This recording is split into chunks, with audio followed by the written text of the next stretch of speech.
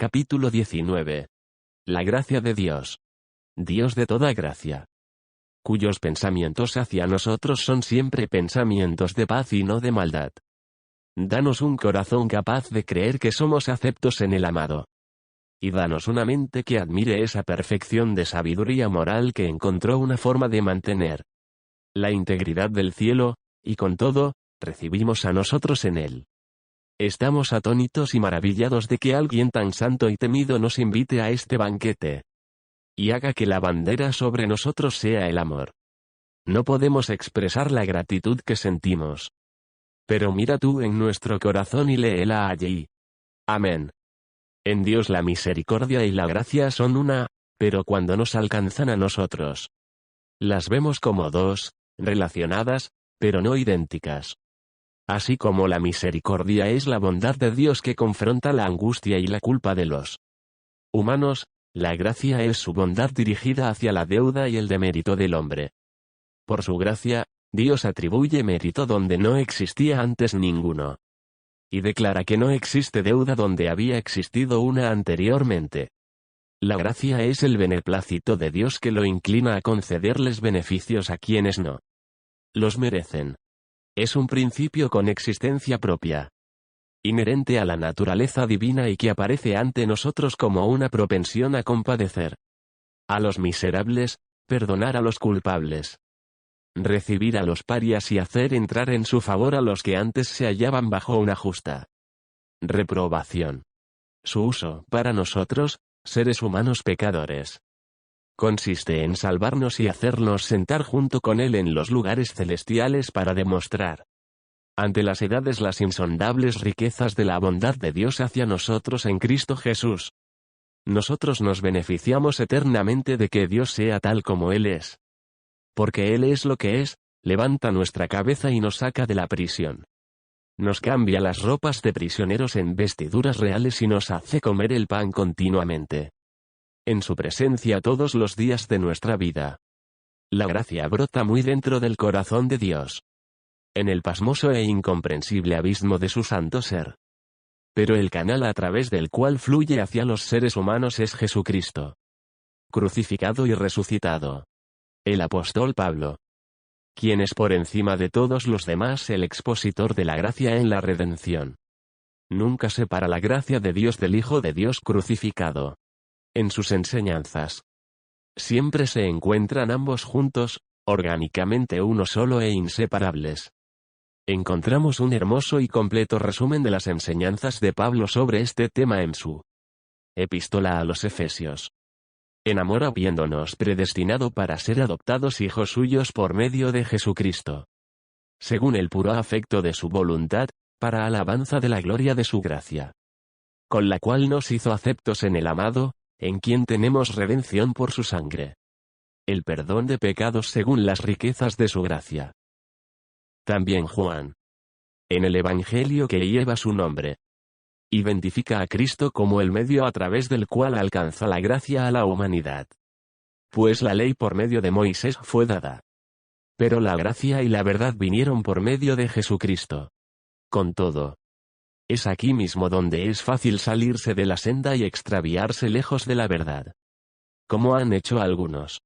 Son los que han obligado a este versículo a presentarse solo, sin relación con las demás escrituras que se refieren a la doctrina de la gracia, y hacerlo enseñar que Moisés solo conocía la ley y Cristo solo conoce la gracia.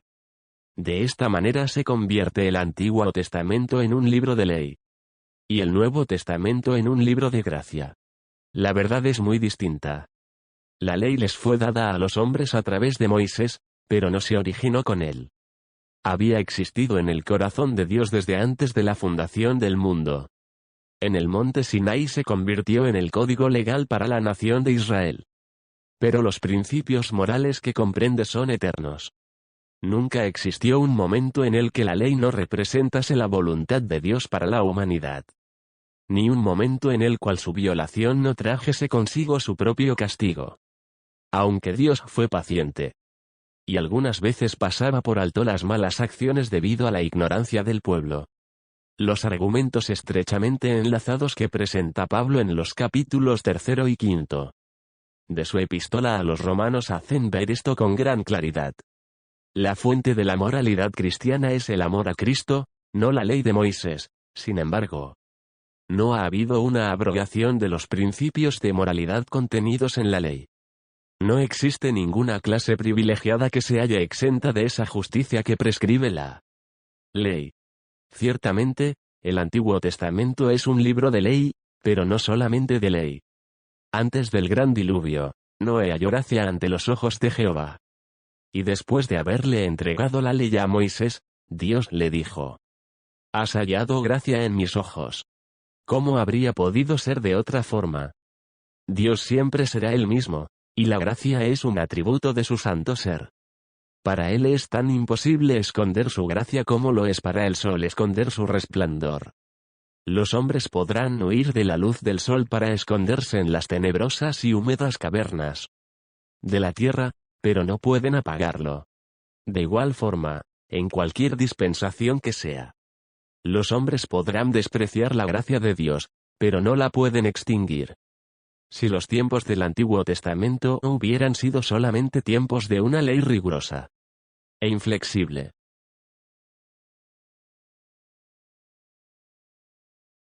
el mundo habría tenido en su temprana edad un aspecto muchísimo menos alegre del que encontramos en los escritos de la antigüedad.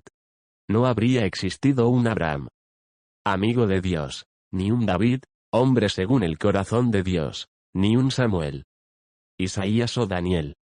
El capítulo 11 de la Epístola a los Hebreos. Esa galería de la fama de los espiritualmente grandes en el Antiguo Testamento permanecería a oscuras y sin ocupantes. La gracia fue la que hizo posible la santidad en los días del Antiguo Testamento, tal como lo hace hoy. Nadie ha sido salvo jamás, sino por gracia. Desde Abel hasta el momento presente. Desde que la humanidad fue expulsada del huerto del Oriente. Nadie ha regresado jamás al favor divino, sino ha sido gracias a la pura bondad de Dios.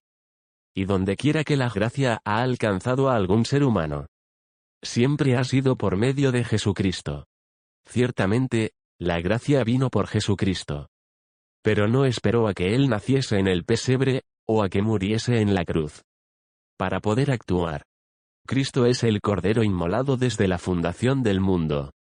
El primer hombre de la historia humana que fue regresado a la comunión con Dios lo hizo por medio de la fe en Cristo. En los tiempos de la antigüedad, los hombres esperaban la obra redentora de Cristo, en los últimos tiempos la recuerdan. Pero siempre han venido y vienen a ella por gracia, por medio de la fe. Debemos tener presente también que la gracia de Dios es infinita y eterna. Así como no tuvo principio, tampoco podrá tener fin, y por ser un atributo de Dios, no tienen límites, como la infinitud. En lugar de esforzarnos por comprender esto como verdad teológica, sería mejor y más sencillo que comparásemos la gracia de Dios con nuestra necesidad. Nunca podremos conocer la enormidad de nuestro pecado. Ni tampoco es necesario que la comprendamos. Lo que sí podemos saber es que, cuando el pecado abundó, sobreabundó la gracia. Abundar en el pecado. He aquí lo peor y lo mayor de cuanto nosotros podíamos o podemos hacer. La palabra abundar define el límite de nuestra capacidad finita. Y aunque sintamos levantarse nuestras iniquidades sobre nosotros como una montaña, con todo, esa montaña tiene unos límites definibles. Es de tal tamaño, tiene tal altura. Solo pesa esta cierta cantidad. Y nada más. Ahora bien, ¿quién puede definir la ilimitada gracia de Dios? Su sobreabundancia hace que nuestros pensamientos se sumerjan en el infinito.